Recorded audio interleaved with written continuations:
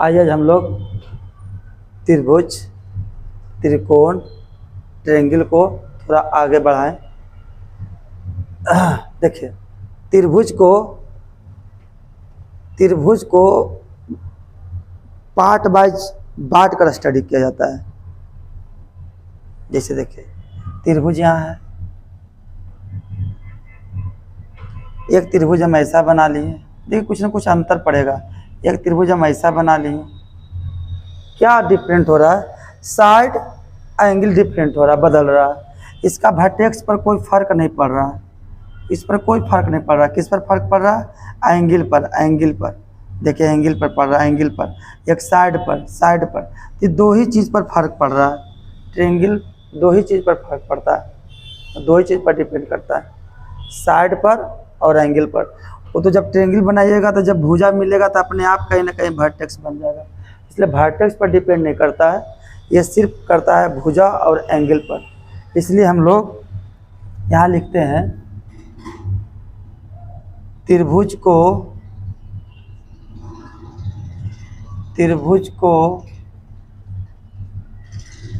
या त्रिभुज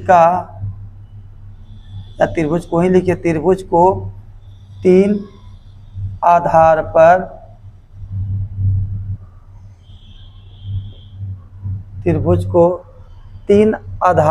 पर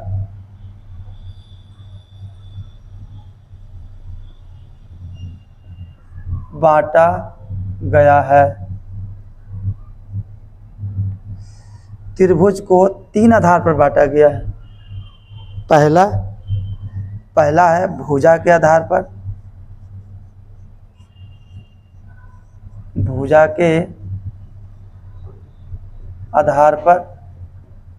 दूसरा है कोण के आधार पर,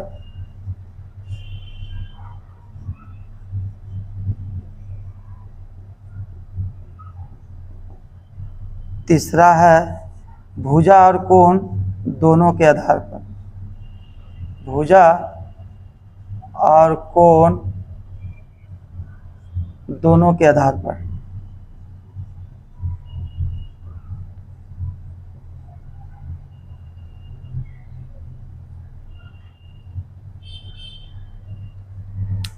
जब हम भुजा के आधार पर स्टडी करेंगे, सीखेंगे, तभी जब हम सिर्फ किसको हम देखेंगे, भुजा को। कोण से हमको कोई मतलब नहीं, कोण कितना बन रहा है नहीं बन रहा है कोई मतलब नहीं। और जब कोण के आधार पर त्रिभुज का स्टडी करेंगे तो सिर्फ किसको देखेंगे, कोण को। भुजा से कोई मतलब नहीं। और जब भुजा और कोण दोनों के विचार से स्टडी करेंगे तब भुजा पर भी नज़र रखना होगा और कोण पर भी नज़र रखना होगा। ठीक है, इसलिए हम लोग स्टार्ट कर रहे हैं किसके आधार पर? भुजा के आधार पर त्रिभुज का प्रकार कैसा कैसा होगा। उसके बाद करेंगे कोण के आधार पर, उसके बाद करेंगे भुजा और कोण दोनों के आधार पर, उसके बाद सबका समरी करेंगे एक जगह। ठीक है, हम इसको पहले इरेज करते हैं, उसके बाद आगे बढ़ाते हैं।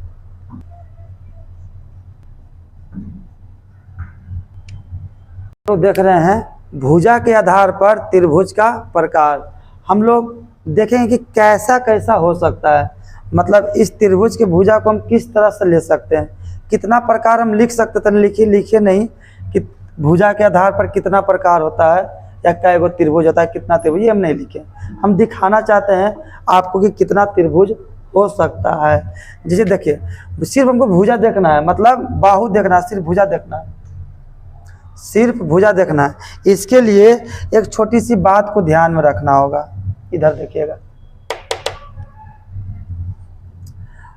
सम अगर कहीं कहीं आएगा तो उसके बदले कहाँ पर हम लिखेंगे? बराबर के जगह पर।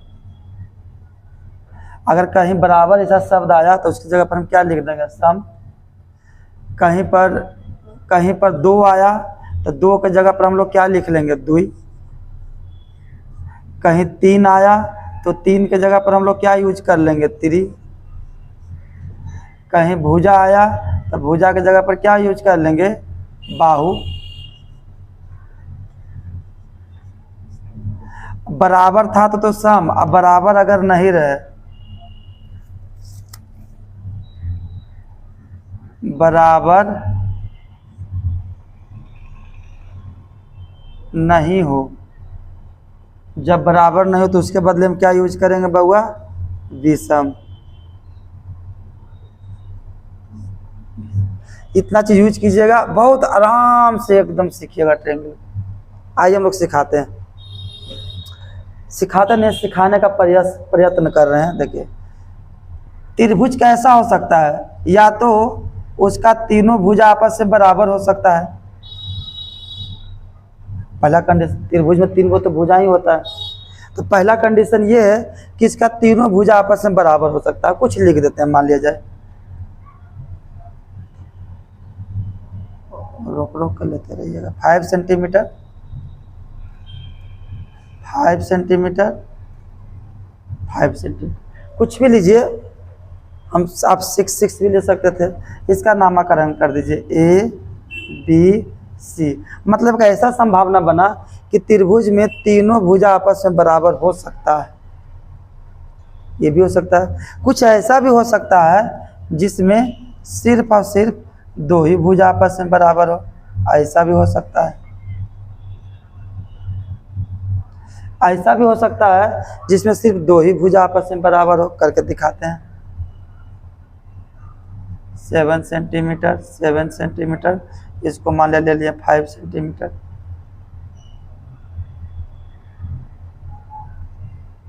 यहाँ ले लिए A, यहाँ ले लिए B, यहाँ ले लिए C।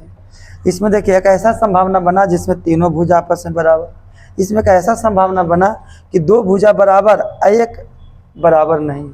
एक ऐसा भी संभावना हो सकता है, एक ऐसा भी संभावना हो सकता है जिसमें से कोई आपस में बराबर नहीं हो, कोई आपस में बराबर नहीं हो। जैसे 5 सेंटीमीटर, 7 सेंटीमीटर, 9 सेंटीमीटर, ऐसा भी त्रिभुज हो सकता है जिसका एक भी भुजा आपस में बराबर। अब कोई कंडीशन बन रहा, बताइए तो भुजा में कोई कंडीशन नहीं बना। इसका मतलब ये हुआ भुजा के आधार पर त्रिभुज का जो प्रकार होगा वो सिर्फ 3 होगा। कौन कौन? या तो तीनों भुजा आपस में बराबर, या केवल 2 भुजा आपस में बराबर, या एक भी भुजा आपस में नहीं बराबर। चौथा कोई कंडीशन ही नहीं बन रहा है। अगर बन रहा तो बनाइए, नहीं बन रहा। अब इसका हम नामकरण करेंगे, ठीक है? ध्यान से देखिएगा नामकरण कैसे करेंगे, एकदम सिंपल वे, इससे आसान कहीं मिल ही नहीं सकता है। तीनों भुजा बराबर है, क्या है? बराबर। तो हम पहले लिख देते हैं बराबर।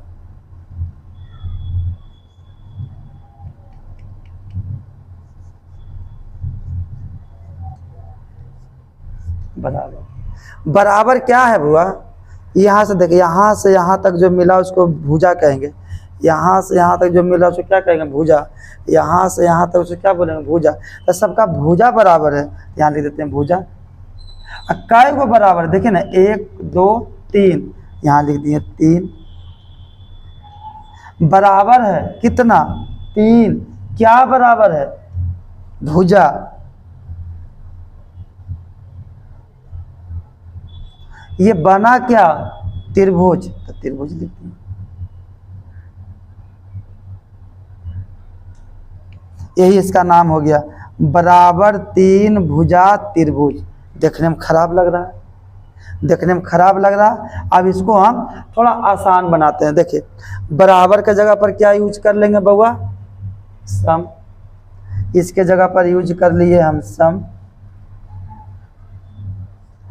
3 के जगह पर क्या यूज कर लेंगे?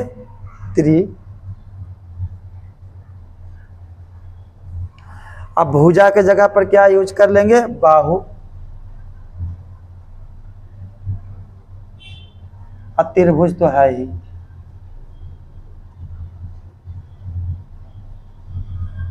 अब इस सबको सटा कर लिख दीजिएगा तो क्या हो जाएगा? सम त्रि बाहु त्रिभुज। ये भी नाम हुआ। लेकिन चूंकि त्रिभुज में ज्यादा से ज्यादा 3 ही भुजा बराबर हो सकता है, 4 भुजा तो इसमें है नहीं। कम से कम 2 को बराबर और ज्यादा से ज्यादा 3 बराबर। तो चूंकि यहाँ 3 लिखिए या नहीं लिखिए कोई फर्क नहीं पड़ता, ये भी नाम है, ये भी गलत नहीं है, लेकिन इसको और शॉर्ट बनाने के लिए इस तिरी को हटा दिया गया। क्यों? क्योंकि ज़्यादा से ज़्यादा 3 ही भुजा बराबर होगा, तो तिरी रहे या ना रहे। तो यहाँ से सिर्फ क्या ले लेंगे, सम, और यहाँ से क्या ले लेंगे बउआ, बाहु, इसको जोड़ दिए समबाहु, और यहाँ से हो गया त्रिभुज। मतलब जिस त्रिभुज का तीनों भुजा आपस में बराबर हो उसका नाम क्या होगा, समबाहु त्रिभुज, समबाहु त्रिभुज। अब आइए इस पर विचार करते हैं। इसका नामकरण हो गया बुआ, इसका 2 गो नामकरण हुआ, समत्रिबाहु त्रिभुज या समबाहु त्रिभुज। अब हम लोग इसका नामकरण करते हैं। देखिए यहाँ भी बराबर था, यहाँ भी कुछ बराबर है, तब बराबर पहले लिख दिए। बराबर कितना भुजा है, तो 2 भुजा है, 7 और 7 दोनों बराबर है, तो लिख दिए 2। क्या बराबर है, तो भुजा बराबर है। कोण का तो विचार इसमें कर नहीं रहे हैं, तो हो गया भुजा। यहाँ भी देखिए था, लिखा था बराबर, 3 को बराबर था तो 3, भुजा बराबर था तो भुजा। चूंकि ये बना क्या, त्रिभुज, तो हम भी इसको लिख दिए त्रिभुज। अब क्या करेंगे, वो यूज करेंगे, बराबर के बदले सम, बराबर के बदले सम, और 2 के बदले द्वि,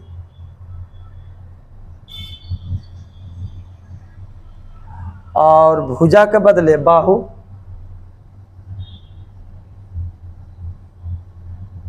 ये सब को मिला दीजिए, ये हो गया त्रिभुज। यहाँ से 2 नहीं हटा सकते हैं, क्यों? क्योंकि बराबर ज़्यादा से 2 बराबर नहीं, फिर 3 को बराबर हो जाएगा, तब क्या करिएगा।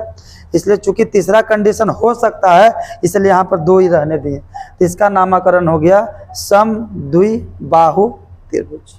इसका ओरिजिनल नामकरण हो गया सम द्वि बाहु त्रिभुज, सम द्वि बाहु त्रिभुज।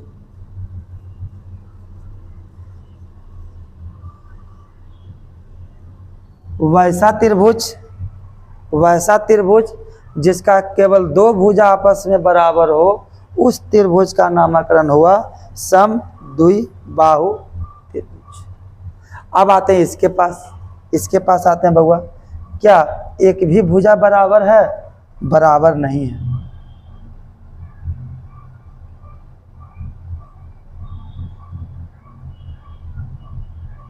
बराबर नहीं है। क्या बराबर नहीं है? भुजा, यहाँ लिख दिए भुजा। फिर भी ये बना क्या, त्रिभुज, तो लिख दिए त्रिभुज।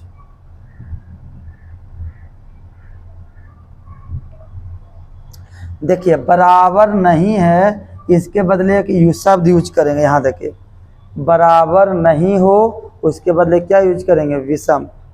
यहाँ लिख देते हैं विषम।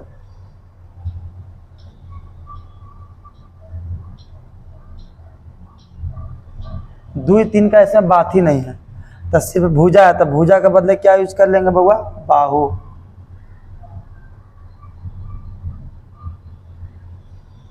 चूंकि बना क्या ये त्रिभुज, तो मिल के हो गया सम विषम बाहु त्रिभुज,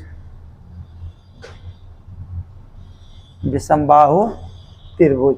ठीक है, तो भुजा के आधार पर 3 तरह का त्रिभुज आ जाए, एक समबाहु त्रिभुज, एक समद्विबाहु त्रिभुज, एक विषम बाहु त्रिभुज। इसका परिभाषा, वैसा त्रिभुज जिसका एक भी भुजा आपस में बराबर नहीं हो, जिसका एक भी भुजा आपस में बराबर नहीं हो, उसको कहते हैं विषम बाहु त्रिभुज। हो सके फिगर बनाने में कहीं दिक्कत हो, उसका टेंशन नहीं लीजिए। त्रिभुज लास्ट होते होते अपने आप दिमाग साफ हो जाएगा कि जो फिगर बनाए वो सही है या गलत, अपने आप, उसका टेंशन नहीं लेना है। ठीक है, हम तो अभी सिखा रहे हैं। तो विषम बाहु त्रिभुज जिसका एक भी भुजा आपस में बराबर नहीं हो, उसे विषम बाहु त्रिभुज कहते हैं। देख के परिभाषा रटिए नहीं, देखिए बराबर, खाली ये याद रखिएगा, ये वाला टर्म, ये टर्म याद रहना चाहिए। तो क्या बोलेंगे, वैसा त्रिभुज जिसका एक भी भुजा आपस में बराबर नहीं हो, विषम बाहु त्रिभुज। वैसा त्रिभुज जिसका 2 भुजा, द्वि मतलब 2, बाहु मतलब भुजा, सम मतलब बराबर, जिसका 2 भुजा आपस में बराबर हो, उसे बोलेंगे समद्विबाहु त्रिभुज। यहाँ देखिए सम मतलब बराबर, यहाँ देखिए, यहाँ से देखिएगा त्रि मतलब तीन, अब बाहु मतलब भुजा, त्रिभुज मतलब त्रिभुज। जिस त्रिभुज का तीनों भुजा आपस में बराबर हो उसे हम लोग बोलते हैं समबाहु त्रिभुज या समत्रिबाहु त्रिभुज। कहीं कहीं बुक में ये भी लिखा रहेगा समत्रिबाहु त्रिभुज, को भूलना नहीं है, चूंकि इसका शॉर्ट या स्पेशल बनाया गया समबाहु त्रिभुज, लेकिन समत्रिबाहु त्रिभुज भी होता है। अभी सबको हम मिटा के आगे बढ़ाते हैं। Less triangle,